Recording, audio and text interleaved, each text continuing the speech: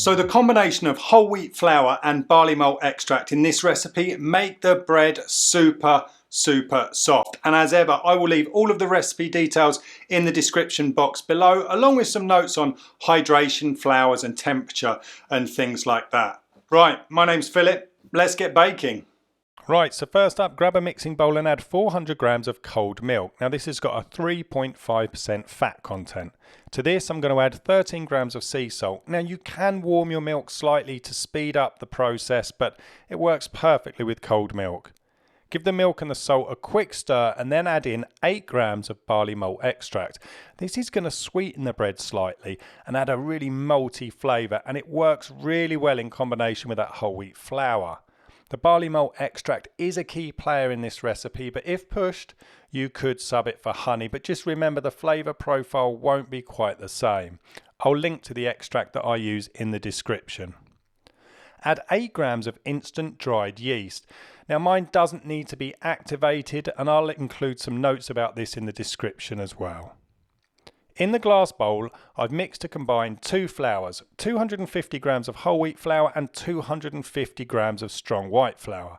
Add roughly half of the flours to the wet ingredients and mix really well with a spoon. This stage will help disperse that barley malt extract through the mix properly. Then you can follow up and add the remainder of the flour.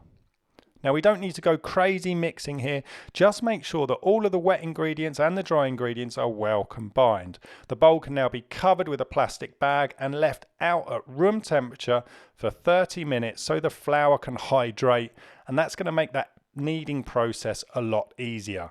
My kitchen temp is 18 degrees Celsius or 65 degrees Fahrenheit. After the 30 minutes rest, you can tip the dough out onto your countertop. Now I rarely use flour on my bench when I'm working with dough, especially when I'm kneading.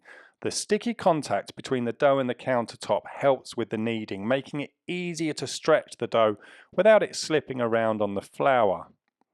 Now the aim here is to stretch the dough and start to build out some strength and structure. Don't get too caught up on technique here, it really doesn't matter. Just find a comfortable way to manipulate that dough by stretching, pulling and pushing. Now as we're using a whole wheat flour, the dough is going to feel a little bit heavier and grainier than if it was a pure white dough, but the flavour the whole wheat flour brings to this loaf is incredible. And if you enjoy baking sourdough, then check out my easy whole wheat sourdough video in the card above. Now the kneading process is going to take about 5 minutes. We don't need to build up lots of strength in this dough because the dough is going to be contained within the baking tin, but we do want to make sure the dough is nice and smooth. A bench scraper really helps to keep the countertop clean, and it's easy to move the dough around. And after about 5 minutes of kneading, I'm going to cover the dough with a bowl and leave it for 5 minutes. And then when I check it, I'm looking for a pliable, smooth, soft consistency. If the dough's not quite there at this stage, it can be kneaded for a few more minutes. Cover the bowl with a plastic bag and leave it out at room temperature to prove. I'll leave a schedule in the description for an extended proof that you can do overnight in the fridge as well. So here we are 2.5 hours later, and as you can see, we've got a really active fermenting dough. Just remember that proving times will depend on the temperature of your room. Gently turn the dough out onto the work surface and then weigh it. The dough can now be divided into 3 equal pieces. Shaping like this can give a really nice even rise to the loaf, but you could form this into one sausage shape and prove it in one piece in the tin. Roughly form the pieces of dough into rough dough balls. Lightly oil or butter your baking tin.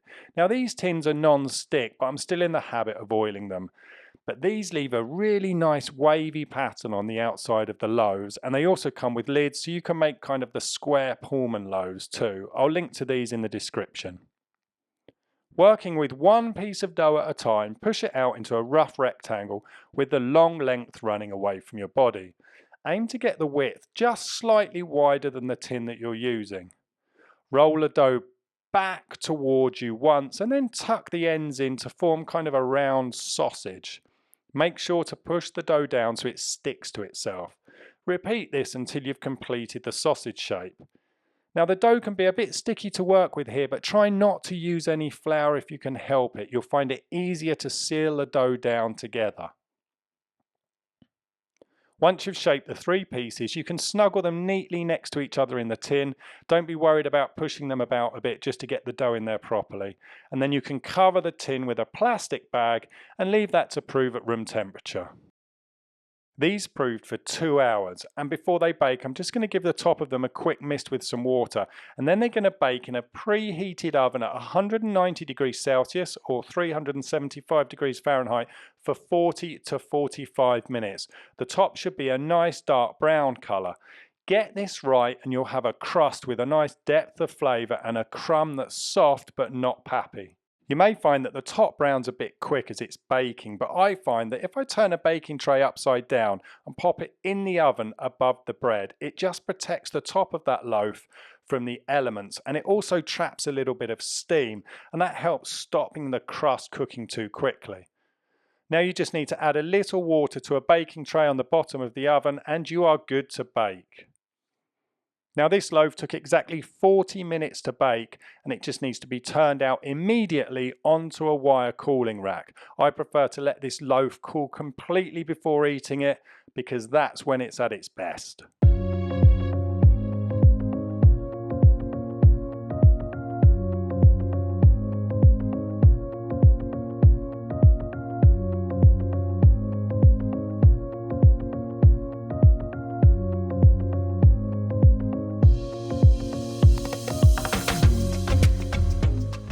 So there you have it guys, a super soft wholemeal sandwich loaf. Now the combination of that wholemeal flour and that barley malt syrup work really well together. And as ever, if you do give this recipe a go, let me know what you think in the comments below, and if you upload any pictures over on Instagram, then drop me a tag. Now if you're into your baking, then you should check out my baking playlist here. But for now, I'd just like to say a huge thank you for watching. I'll see you again very soon. Stay tuned.